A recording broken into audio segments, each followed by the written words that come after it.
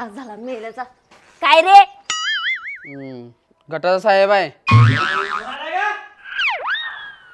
गटारीचा साहेब आलाय. हो, गटारीचा नाही, गटाचा साहेब आहे. तेच ते. काय काम आहे?